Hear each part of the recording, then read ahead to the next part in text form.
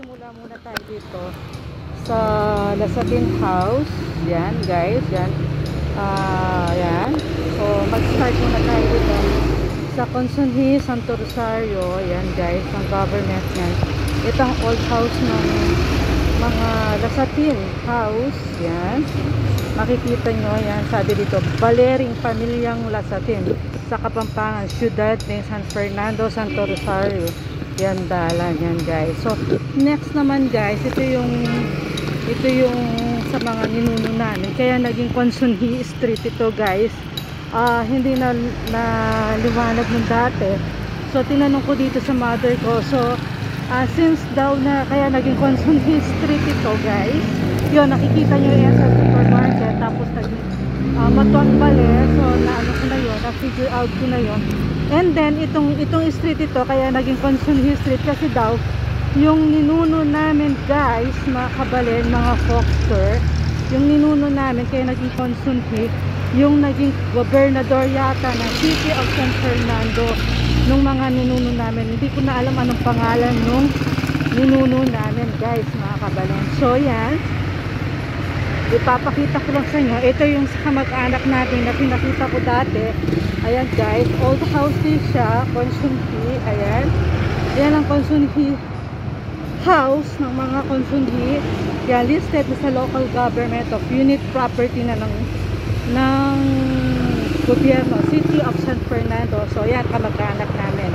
So Consunji house, kaya naging Consunji itong street dito, Santo Rosario, San Fernando. Ayan, Balering Pamilyang Consunji, kasi yan pin kung abasa yun lang, Mitalaya bilang metong paring rehistratong pipa dyan. Ibig sabihin pipa dyan, yung may-ari po guys. So yan, may nakasulat dito yung lolo ko, Don Antonio Consunji, Gobernador Silio ng San Fernando. Ayan, 1892 pala. Ito pala, makasulat siya pala Kenny guys, na lekoring otoridad na Kastila king katungkulan niti paulin namon ng presensya ninyang Dr. Jose Rizal may marsyalya kering San Fernando, June 1892. So maging presidente ya pala ng municipal ng San Fernando inyang panahuning debulasyon. So buri na sabihan po kabalen mga Foxter, anita pang Philippine Revolution na po ning taong 1898 hanggang 1899 guys. So ini kaya pinaging Consunji Street siya din, ining dalan kini kaya maging Consunji Street siya. So yan yung balening ning kamag-anak ni Consunji, kaya pinyan ita na itang makasulat. Kaya ito yung question ko dati kung bakit naging Consunji Street siya ini. So ini, tapos ini namang next Kenny guys, mga kabanay. So yun, let's start na ako kitang Lasatin na old house, and then itapin Consunji Street. Tapos ini kaya pinaging Consunji kasi itapin gobernador ng Consunji. So maging kita abasa ko pin kita translate niya mo po da kasi kapampangan niya po itang makasulat. Ini naman guys, king old house naman ini naman Tabacalera House, ano, Consunji Street siya rin.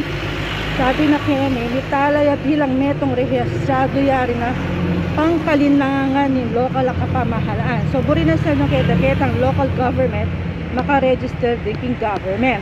Kung kubalo mo kung nanong lagyo itang Kenny guys. So yan, ayan. At yun naman makatranslate. Ay hindi pala, ang arkitekto ya Kenny is Architect Fernando Ocampo in Tabacalera Company. So yan, abasa yula rin Kenny. Sana abasa yula. Ayan. Sana yan, abasa yula. Ayan guys, abasa yula rin. Amerikano, sabi na dissensioning. Buri na sabi ng dissension, design kaya Kenny old house ini karing Tabacalera House na Consunji. So Santo Rosario yarin yan. So siyudad ng Santo Rosario, Kenny siyudad ng Consunji Street. So yan, anhayang kung kanino talagang makalagyo. So architecture ya mo in makasulat Kenny, pero ekubalo na itang, pero makasulat siya Kenny yan Japanese Imperial Army of 1943 to 1944. So may kumpisaya kami Ani, sabi na Kenny, may design kano i-architect Fernando Ocampo itang sabing bale, inipining bale ngayon na inupahan na rin Tabacalera at Tabacalera House. So, yatang panahuning gera kano mundial, gewa rin punputa, ekabalo ay tijatang punputa, or kampo, sundalo ni Haponeso, ausandeng Kempatay, or Japanese Imperial Army, kantang 1943 hanggang 1944 kano. So, yan guys. So, yan. Akit yun naman guys. Yan. Yan. So, sunod-sunod na rin ang old house kanina. Kinuha na rin government na kabalo kung kinuha or makalisted ketang government. So yan of city of San Fernando. At yun pa kasing old house keta right side mga kabalen, mga Foxter, pero pa kayo dito kasi yung vlog ko talaga is itang pagbabago ketang from the right side doon. So di pa tandalan magkano take na mag-umpisa take pang aliwanan naman ito guys. Magkaliwanan naman tamo guys kung nanong lagi na kung pagbabago. Yes, marami ng pagbabago dito sa panahon ng San Fernando. So gumaganda actually ang Pampanga dito ang San Fernando, city of San Fernando, Pampanga. So mamaya ita-translate ko lang sa Tagalog or English yung binasa kong Kapampangan later. So, sana I hope ma-translate ko siya ng English or Tagalog. So, lilipat lang tayo ng daan. Dito lang tayo dadaan. Mag-start din tayo ng ulit ng doon kung saan tayo bumibili ng sabon o whatever na kulang-kulang. Kasi dati, so,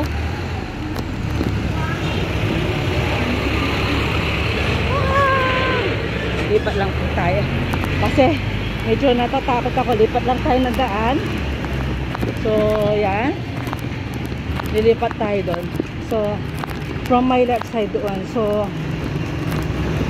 yan, actually talaga marami ng pagbabago dito sa city of San Fernando. Actually nag-vlog ko na itong daan dito. Bagkus doon, hindi ko lang na ipakita or the feature yung pagbabago from the left side doon sa paglabas doon sa Stelaco guys. So yan, para lang makita natin siya. Actually at the same time pasyal na rin ito guys. So naka ano tayo kahit paano mag-unwind ng konti. Excuse me. So medyo sumisigaw tayo kasi nasa daan tayo guys. So yan, ito may bago na naman silang ginagawa dito guys. Yan. Gasolinahan yata ito from my right side. So yan. So lilipat lang tayo doon para yung yun ang makikita yung Stelaco from my left side. So lilipat lang tayo guys para makita nyo na. So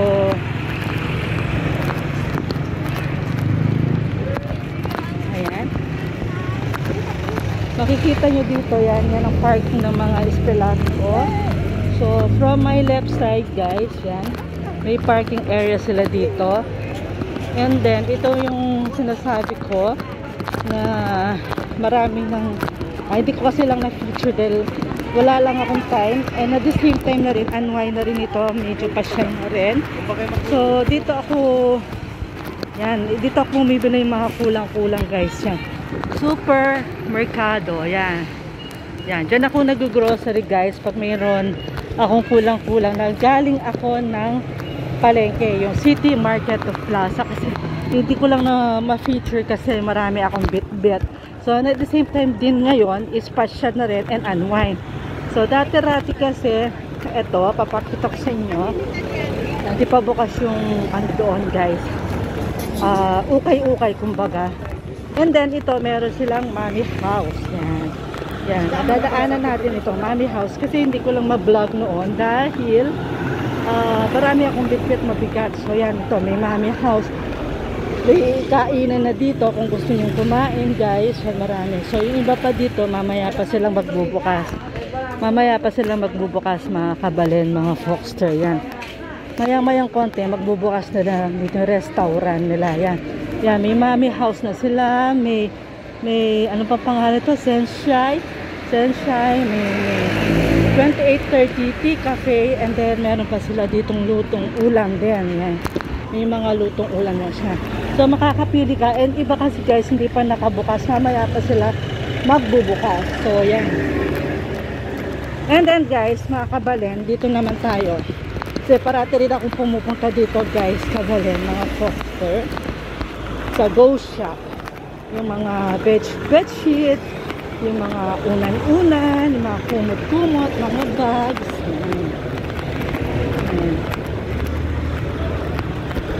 Wala siyang grapes na sa Sabado, bila akong grapes dito. Oh, hindi, Sabado. Sali ko Sabado. Nemi, ay, yan. Kapampangan tsaka Tagalog. Pagkapapangat tsaka Tagalog kasi kausap ko. So, yan guys, ito may Go Shop. Dito rin ako bumibili sa Go Shop. Go Shop, yung mga bedsheet yan. Yan, Go Shop, yan. Nandyan ako yung mga iba-iba yan. May mga sapatos. Minsan itutur ko rin kayo dyan. Go Shop. Meron ako binibili na bedsheet, bag, sapatos, at saka iba ba. Tapos ito guys, yan. O-Save din. Pag yan, O-Save. Yan. Kulang-kulang din dyan yan. Meron din akong yan, may bibili na grocery din yan. Grocery din yan guys, kabalen. Yun, doon na din ako bumibili. Kasi sometimes kasi pag hindi pa bukas ang SM Downtown, San Fernando Downtown, kasi actually nagbubukas ito is 9 o'clock yata o 9:30 yung grocery time. And then yung all hours ng City of San Fernando is I think 10 o'clock yata nagbubukas. Ang grocery yan nila yata is 9 o'clock to 9:30. Teka, tingnan natin yung oras ng pagbukas ng grocery kung 9 o'clock. So actually yan guys, yung mga maraming pagbabago. Yes, marami ng pagbabago dito kabalen, mga Foxter. Hindi ko lang na-feature dati kasi marami akong bit-bit from galing ako na City Market Plaza. So meron din dito. Tignan muna natin yung oras. And then yung sunod na hypermarket ko. So ay, anong oras yung grocery dito?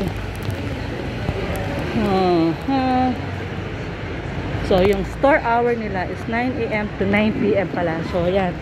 So dito guys, yan. Meron na rin dito guys na marami na rin ano dito. So marami na rin pagbabago. Yes, marami na talagang pagbabago. Katapos ng Orchids bookstore, ito meron silang ano pangalan nito? Wait lang ha. Dito na lang tayo sa tabi. Dito na lang tayo sa tabi. Hindi na masyado sumisigaw kasi medyo pasensya na kayo kung sumisigaw tayo kasi nasa daan tayo. Yan, meron na sila ditong Crystal Building. Yan, Crystal Building. Tapos may makikita ka ditong yung nakapangalan dito na hypermarket yata ito. So yan, Hypermart pala yan. Hypermart. Doon sa Crystal Building. Makikita mo, iba-iba sila guys. Yan o, may Boss, Samyuki, Boss. Yan, Hypermarket. So pasukan natin siya, no? Papasyal ko kayo. Ito-tour ko kayo guys. So, tour natin kayo.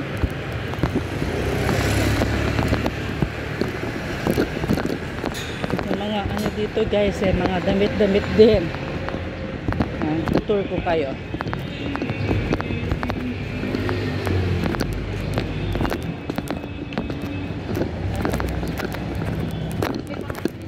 Ay, mura siya. Mura yung pants din. Yung pants 200. Kasya ba sa akin? Wala pa mong dadalang pera. 200 lang siya. Naka-sale siya. So, naka-sale siya. Naghahanap ako ng short. Yan. Ayoko naman masyadong maiksing. Gusto ko magkano yung short na rin. So yan, puro sila.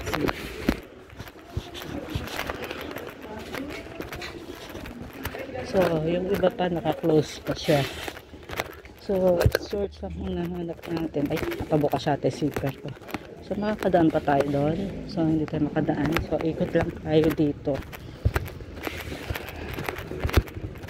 Pambata. Sa susunod, bibili tayo ng pabanguna dito. Yun. This year, pabanguna. So yung iba nakasarado pa. Yes, ma'am. Anong hanap, madam? Ikaw po ba, madam? T-shirt. 150 t-shirt, madam.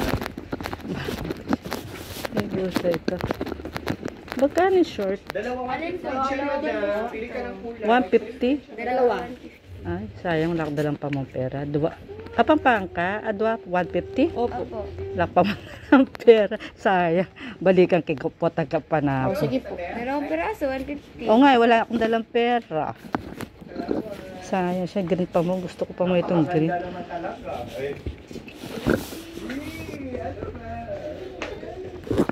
Teka lang.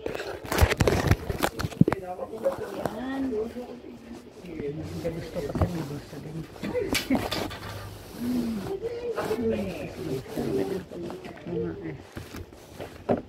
Marami ba kayong stock? Kung babalikan pa, marami kayong stock mamaya. Mamaya, madami to. Marami stock. Ito na lang siya. Ito na lang yung stock ninyo. Mabilis lang yung maubos nito. Meron ganito, madam. Coco. Kapag 100 isa. Hindi ako short lang ako. Ayun, short lang ako. At saka yung nagpepeda. Sorry. Sorry mo na. Kasi short lang ako. Ano yung maganda kulay? Ito kaya, itong green ayaw. Itong green gusto kong dark kasi ano doon sa... Light color pa para sa Hindi naman. Hindi kayo nakakulay niya. Hindi naman. Tineterno ko lang yung isang green kong blouse. Kaya minsan umakita ako. Umakita yung short. Hindi nakikita. Pero magandang kulay. Brown ba? O... Itong, cream, maganda rin to. Cream? Ayoko. Nadumihin? Ayoko. Hindi na. Ayoko. Hindi ko gusto. Sorry. Hindi ko gusto. Naka-face mask ka, ate. Ano yung virus? Teka, mangangalkal ako. Tingnan ko muna kung may pera ako na. Kasi kaysa babalikan ko nila, masabi mo baka maubusan na ako. Nag-Gcash kaysa. Gcash to. I-send ko na yung Gcash. Hindi. Meron ba? Wala, di ba? Cash. Meron kayo? Okay. Hindi. Maghanap na lang ako. Mahirap mag-send eh. Pag panakasumpong ang Gcash. Yung card kasi tatap lang. Pwede naman. O kaya send. Hindi, pwede rin i-send dito. Kaya lang kasi minsan. Hindi, sakas na maghanap na lang ako. Dalawa, 150. Opo. Sige, maghanap ako. Diba maganda kulay ito ba o ito? Ito gusto ko rin. Hindi, iniisip ko kasi, baka parang wala pa kasi akong kulay na ganito. Balik mo na. Kasi, ito meron na akong kulay nito eh. Ay, ito, sorry. Ito naman blue. Sige, ito naman. Maghanap tayo ng pera. May 150. May 100 ako dito. Dali, titingnan muna natin. Dali lang ate ha. Alam ko, meron akong 100 kanina dito eh.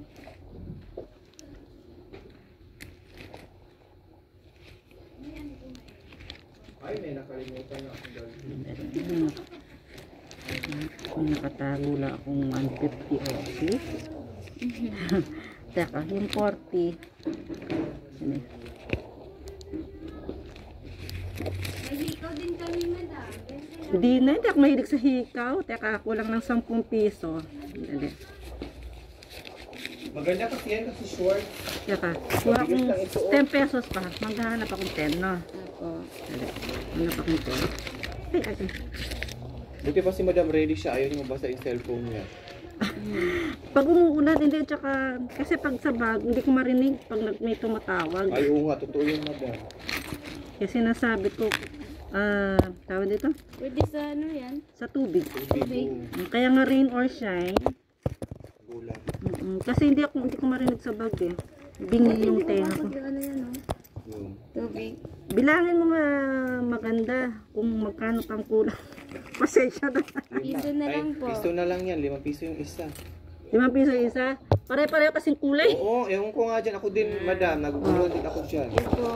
Kaya pakabulat-lat mo dapat bago mo ibigay kasi... Kaya ka pinabibilang ko. Dahil mas Alas, maliwanag yung... magkalaki lang sila, no? Kaya nga, kaya ka pinabibilang ko minsan. Bakit kaya pinalitan ng Baka kulay? malugi kayo. Dapat pula yung 5 piso. Pula ba? Talaga pula. Para magkaiba sila ng Gold. Okay. Salamat. Thank you, madam. Si Shao.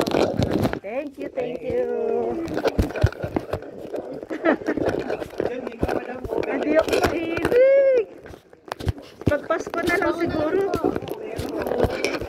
This year na lang, babalik rin ako. Thank you.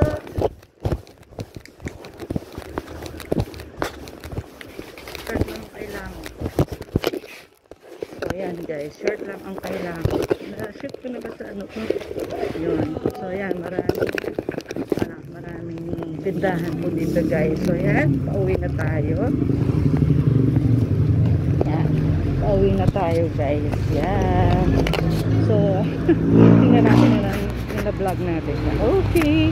So, kung nagustuhan niyo yung mga tindahan na pagbabago marami, hindi ko lang kasi na-feature pag going ako sa City Market Plaza guys. Kasi, marami akong bit-bit. So, hindi ko ma-feature ang mga pagbabago. Yes, marami ng pagbabago dito. So, yun lang guys. Kung nagustuhan niyo itong vlog ko, sana maintindihan nyo.